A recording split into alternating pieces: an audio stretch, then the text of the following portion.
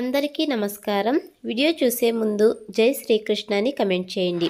అలాగే వీడియోని ఒక లైక్ చేసి మా ఛానల్ని సబ్స్క్రైబ్ చేసుకోండి. ఈ నెల 18న పౌర్ణమి ప్లస్ చంద్రగ్రహణం పట్టు విడుపు సమయం. అలాగే కొన్ని రాశుల వాళ్ళు చంద్రగ్రహణం రోజు కొన్ని పరిహారాలు చేసుకోవాలి. మరి ఆ రాశులు ఏంటో ఈ వీడియోలో తెలుసుకుందాం. సెప్టెంబర్ 18న బుధవారం శక్తివంతమైన చంద్రగ్రహణం రాబోతుంది కదా, అంటే పౌర్ణమి రోజు చంద్రగ్రహణం రాబోతుంది. గ్రహణ ప్రభావము ఎక్కడెక్కడ ఉంటుంది, అసలు గ్రహణ ప్రభావం మన దగ్గర ఏ రాశుల వారికి గ్రహణం తర్వాత రాజయోగం పట్టబోతుంది, ముఖ్యంగా కీడు ఉన్నటువంటి రాశుల వారు డబ్బులు పోగొట్టుకోకుండా ఏ పరిహారం చేసుకున్నట్లయితే దోష నివారణ చేసుకోవచ్చు, ఏం చేస్తే భగవంతుడి అనుగ్రహం పరిపూర్ణంగా కలుగుతుందో, ఏ నియమాల్ని పాటించాలో అన్ని విషయాలను కూడా ఈ వీడియోలో మనం తెలుసుకుందాం. వీడియో ఎక్కడ స్కిప్ చేయకుండా ఎండ్ వరకు చూస్తేనే మీకు అర్థమవుతుంది.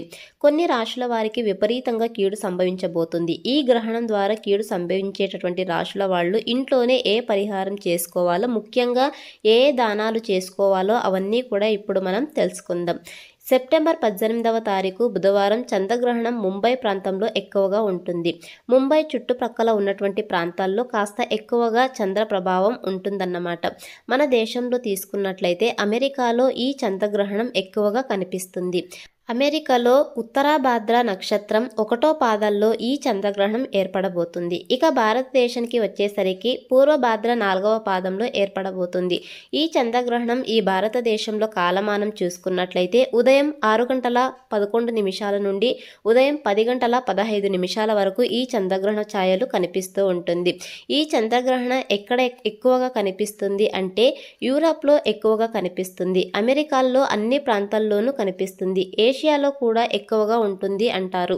భారతదేశంలో కొన్ని ప్రాంతాల్లో మాత్రమే ఈ చంద్రగ్రహణం కనిపిస్తుంది. అంటే మనకు ఈ చంద్రగ్రహణం పూర్తిగా లేదన్నమాట. అంటే ఇక్కడ ఒక విషయాన్ని చక్కగా మనం గుర్తుపెట్టుకోవాలి. అది ఏమిటి అంటే చంద్రగ్రహణము మన భారతదేశంలో మన ప్రాంతంలో కనిపించకపోయినా కూడా ఆ ప్రభావం అనేది తప్పకుండా ఉంటుందన్నమాట.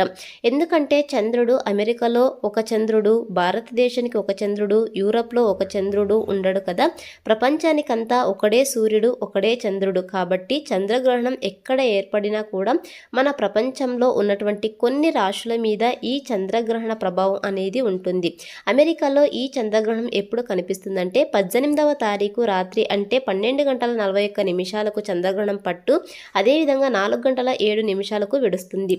కాబట్టి ప్రపంచవ్యాప్తంగా కొన్ని రాశుల వారికి జ్యోతిష శాస్త్రం ప్రకారం కీడు సంభవించబోతుంది. ఆ రాశులు ఏవంటే కుంభరాశి, మీనరాశి, మేషరాశి, మిథున రాశి, కర్కాటక రాశి, కన్య రాశి, వృశ్చిక రాశి. ఈ రాశుల వాళ్ళు తప్పకుండా కొన్ని శాంతులు, కొన్ని పరిహారాలు అనేవి చేసుకోవాలి. ఎందుకంటే చంద్రగ్రహణ ప్రభావం చేత ఈ రాశుల వారికి జ్యోతిష శాస్త్రం ప్రకారం కాస్త కీడు సంభవించబోతుంది. ఈ రాశుల వాళ్ళు ఏం చేయాలంటే తప్పకుండా చంద్రగ్రహణ ప్రభావం మన ప్రాంతంలో కనిపించకపోయినా చంద్రగ్రహణం ఉంది కాబట్టి రాశుల వాళ్ళు తప్పకుండా గ్రహణ సమయంలో చక్కగా స్నానం చేసి ఇంట్లో పూజా మందిరంలో కూర్చొని చక్కగా మీ ఇష్ట దేవతను పూజ చేసి స్తోత్ర పారాయణ అనేది చేసుకోవాలన్నమాట. చక్కగా ఉదయం స్నానం చేసుకుని పూజా మందిరంలో ఒక పీట గాని వేసుకొని కూర్చొని 2 దీపాలు వెలిగించి భగవంతుడి మీద కొన్ని పూలను పెట్టి చక్కగా విష్ణు సహస్రనామ స్తోత్రము, లేకపోతే లలిత సహస్రనామ స్తోత్రము, లేకపోతే శివాష్టకం, లేకపోతే బిల్వాష్టకం, అదేవిధంగా వెంకటేశ్వర వజ్రకవచం, ఇటువంటి స్తోత్రాలు చదువుకోవడం చాలా మంచిది. మామూలు రోజుల్లో మనం ఒకసారి మృత్యుంజయ మంత్రాన్ని జపించామనుకోండి, ఒకసారి మంత్రజపం చేసిన ఫలితం మాత్రమే ఉంటుంది. కానీ గ్రహణ కాలంలో మనం ఏ మంత్రాన్ని జపించినా సహస్ర ఫలితం ఉంటుంది. మంత్రాన్ని జపం చేసినటువంటి ఫలితాన్ని దేవతలు మనకు ఇస్తారు. ముఖ్యంగా కుంభరాశిలో జన్మించినటువంటి వాళ్ళు, మీనరాశిలో జన్మించినటువంటి వాళ్ళు, మేషరాశిలో జన్మించినటువంటి వాళ్ళు, మిథున రాశిలో జన్మించినటువంటి వాళ్ళు, కర్కాటక రాశిలో జన్మించినటువంటి వాళ్ళు, కన్య రాశిలో జన్మించినటువంటి వాళ్ళు, వృశ్చిక రాశిలో జన్మించినటువంటి వాళ్ళు ఈ గ్రహణం అయిపోయిన తర్వాత చక్కగా ఎలాగో అన్ని దేవాలయాలు తెరిచి ఉంటారు కదా. చూడండి, ఇది మన అదృష్టం. మన ప్రాంతంలో కనిపించకపోవడం మనం చేసుకున్నటువంటి అదృష్టము. నవగ్రహాలు ఉన్నటువంటి దేవాలయానికి వెళ్ళి అక్కడ శనిగ్రహం ముందర చక్కగా నువ్వుల నూనెతో ఒక దీపాన్ని వెలిగించి నవగ్రహాలకు 9 ప్రదక్షిణలు చేసుకుని ఆదిత్యాయ, సోమాయ, మంగళాయ, బుధాయాచ, గురు, శుక్ర, శనిభ్యచ్చ, రాహవే, కేతవే నమః ప్రదక్షిణలు చేసుకొని ఆ తర్వాత శివాలయంలో చక్కగా గోత్రనామాలతో పూజ జరిపించుకొని దేవాలయం బయట ఎవరైనా భిక్షగాళ్ళు ఉన్నట్లయితే వాళ్లకు కొన్ని అరటి పళ్ళు కావచ్చు, లేకపోతే దానిమ్మ పళ్ళు కావచ్చు, 10 రూపాయలు దానం ఇచ్చినట్లయితే పూర్తిగా దోష నివారణ అవుతుంది. శక్తి ఉన్నటువంటి వాళ్ళు మృత్యుంజయ హోమము, ధన్వంతరి హోమము, నవగ్రహ హోమం చేసుకోవచ్చు. లేకపోతే మామూలుగా ఇంట్లో చక్కగా స్తోత్రాలు చదువుకొని పూజ చేసుకుని నవగ్రహ ప్రదక్షిణ చేసుకొని శివదర్శనం చేసుకొని స్వయం పాకం దానం ఇచ్చినట్లయితే దోషం పూర్తిగా తొలగిపోతుంది. ఈ చంద్రగ్రహణం తర్వాత వృషభ రాశి వారికి, సింహరాశి వారికి, ధనుసు రాశి వారికి, తులారాశి వారికి చాలా మంచి ఫలితాలు కలిగేటటువంటి అవకాశం ఉంది. ఇంతకాలం అనుభవిస్తున్నటువంటి కొన్ని బాధల నుండి విముక్తి కలిగి జీవితంలో కొంచెం పై స్థాయికి వచ్చేటువంటి అవకాశాలు ఉన్నాయని జ్యోతిష్య శాస్త్రంలో మనకు చెప్పి ఉన్నారు.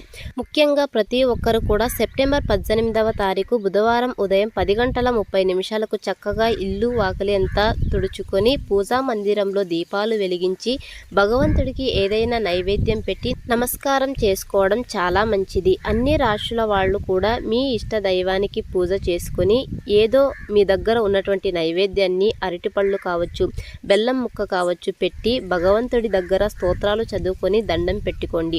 ముఖ్యంగా ఈ సమయంలో గర్భిణీ స్త్రీలు ఇంట్లో నుండి బయటకు రాకపోవడమే మంచిది. మళ్ళీ ఇంకా ఒక్కసారి చెప్తున్నాను, చంద్రగ్రహణం అనేది మనకు లేదు. ఏ నియమాల్ని పాటించాల్సినటువంటి అవసరం లేదు. కానీ ఇప్పుడు చెప్పినటువంటి కొన్ని రాశుల వాళ్ళు మాత్రమే చంద్రుడు ప్రపంచానికి అంతా ఒక్కడే కదా, కాబట్టి నవగ్రహాల్లో చంద్రుడు కూడా ఒకడు కాబట్టి కాస్త దోషము అనేది ఉంటుంది. కాబట్టి వాళ్ళింట్లో చక్కగా ఇష్ట దేవతను పూజించి దేవాలయానికి వెళ్ళి నవగ్రహ ప్రదక్షిణ చేసి బ్రాహ్మణులకు స్వయం పాకం ఇచ్చుకోవడం చాలా మంచిది. దోషము పూర్తిగా తొలగుతుంది. దీన్ని చక్కగా అర్థం చేసుకోండి. గ్రహణము ఈ నెలలోనే కాదండి, మళ్ళీ అక్టోబర్ నెలలో కూడా గ్రహణం పట్టబోతోంది. కానీ అమెరికాలో 2 గ్రహణాలు రాబోతున్నాయి, సెప్టెంబర్లో మరియు అక్టోబర్లో. కాబట్టి 2 గ్రహణాలు ఒకే మాసంలో వచ్చినట్లయితే ఆ ప్రాంతానికి కాస్త ప్రమాదం అని చెప్పి మనకు చెప్పి ఉన్నారు.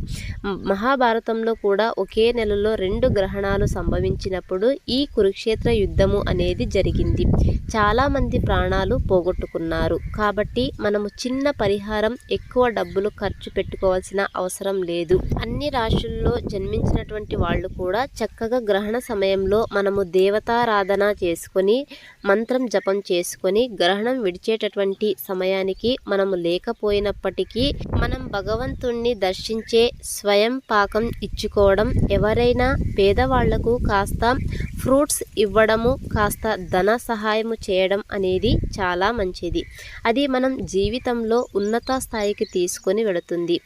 చూసారు కదండి, పౌర్ణమి రోజు కలిసి వచ్చే చంద్రగ్రహణం గురించి ఏం జరుగుతుందో.